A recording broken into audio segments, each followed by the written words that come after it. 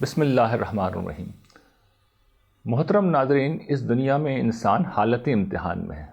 قرآن مجید نے اس بات کو اس طرح بیان کیا ہے کہ نبلوکم بالشر والخیر فتنہ وإلینا ترجعون، ہم تمہیں اچھے برے حال سے آزما رہے ہیں اور تمہیں لوٹ کر ہمارے پاس ہی آنا ہے۔ یعنی زندگی میں آسانیاں بھی آتی ہیں، نعمتیں بھی آتی ہیں، خیر بھی آتی ہے، لیکن اس کے ساتھ تکلیفیں، دکھ، غم یہ بھی زندگی کا حصہ ہے۔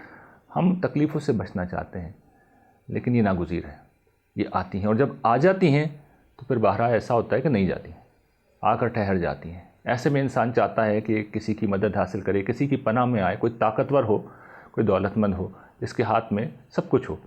ظاہر ہے کہ انسان اول تو ایسے ملتے نہیں ہیں، مل بھی جائیں تو ہر انسان کی ایک لمیٹیشن ہوتی ہے۔ صرف ایک ہستی ہے جس کی کوئی لمیٹیشنز نہیں ہے، یہ پروردگار عالم کی ہستی ہے۔ وہ سب کچھ کے بغیر سب کچھ کر سکتا ہے، اور سب کچھ مل جائیں تو اس کے بغیر کچھ نہیں کر سکتا، یہ اس کی طاقت ہے۔ قرآن مجید یہ بتاتا ہے کہ اس ہستی سے اگر تمہیں مدد چاہیے، اس کی مائیت چاہیے، تو اس کا طریقہ یہ ہے کہ ایھا الذین آمنوا استعینوا بالصبر والصلاۃ ان اللہ مع الصابرین۔ ایمان والو، اللہ تعالیٰ سے مدد مانگو نماز کے ذریعے سے، صبر کے ذریعے سے۔ وہ صبر کرنے والوں کے ساتھ آ کے کھڑا ہو جاتا ہے۔ تو اللہ سے مدد تو ہم ہر حال میں مانگتے ہیں، لیکن اس آیت میں یہ بات بیان کی گئی ہے کہ اس کا اصل ذریعہ نماز ہے اور صبر ہے۔ نماز کیا ہے؟ یہ خدا کے حضور پیش ہو جانا، رسمی طور پر پیش ہو جانا ہے، اور اس میں انسان خدا سے اتنا قریب ہوتا ہے جیسے قرآن نے بیان کیا ہے کہ واسجد واقترب، سجدہ کرو، قریب ہو جاؤ، گویا کہ خدا کی حضوری میں ہم پہنچے میں۔ چنانچہ حضور اس حال میں دعا کرتے تھے، قاعدہ تو ہے ہی دعاؤں کے لیے، ورنہ نماز کے بعد بھی ہم دعا کر سکتے ہیں۔ تو جس وقت اس حال میں ہم دعا کریں گے بہت مقبول ہوگی، اور اگر ہم اس میں تہجد کا اہتمام کر سکیں، جس طرح قرآن مجید سے بھی معلوم ہوتا ہے، اور حضور نے تو جس طرح کمال طریقے پہ اسے بیان کیا ہے کہ جب رات ایک تہائی رہ جاتی ہے تو پروردگار عالم آسمان دنیا پر نزول کرتا ہے، جس طرح اس کی شان ہے، اور پھر پکارتا ہے، کوئی ہے جو دعا مانگے میں قبول کروں، کوئی ہے جو بخشش مانگے میں قبول کروں۔ تو خدا خود آ کے پکار رہا ہے، اور ہم اگر اس وقت پیش ہو جائیں تو ہماری دعائیں کیوں نہیں سنی جائیں گی؟ یقیناً سنی جائیں گی۔ دوسری چیز جو اس آیت میں بیان کی گئی ہے وہ صبر ہے۔ صبر کیا ہے؟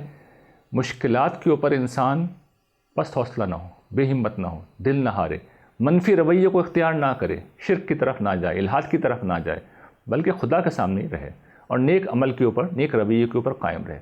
جب وہ یہ کرے گا تو پھر قرآن کا وعدہ ہے، انہی آیات میں وعدہ ہے کہ اللہ تعالیٰ ساتھ آ کے کھڑے ہو جاتے ہیں، اور جس کے ساتھ خدا ہو اس کی زندگی میں کوئی دکھ نہیں آ سکتا، حزن نہیں آ سکتا، غم نہیں آ سکتا، مایوسی نہیں آ سکتی، محرومی نہیں آ سکتی، اور اگر آئے گی تو خدا نکال کے پھینک دے گا۔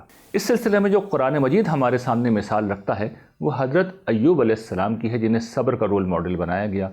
آپ دیکھیے کس طرح کا امتحان ان پہ آیا۔ سب سے پہلے ان کا مال گیا، بہت دولت مند تھے، سارا مال گیا، پھر ایک ایک کر کے ساری اولاد مر گئی، آخر میں ان کے جسم پر ایسی بیماری آئی کہ پورے جسم پر پھوڑے ہو گئے، اور 13 سال تک وہ اس حال میں رہے۔ لیکن اس بندہ خدا نے صبر کا دامن ہاتھ سے نہیں چھوڑا، اور اس کے بعد اللہ تعالیٰ نے اس امتحان میں سرخ رو کیا، اور سارے مال و اولاد سے سب انہیں لوٹا دی گئی، بلکہ کہیں زیادہ بڑھا کے دی گئی۔ تو اللہ تعالیٰ نے یہ رول ماڈل اسٹیبلش کر دیا کہ جو صبر کرے گا اس دنیا میں بھی ہم اس کے لیے مشکلات سے نکلنے کا راستہ پیدا کر دیں گے۔ وآخر دعوانا ان الحمد للہ رب العالمین۔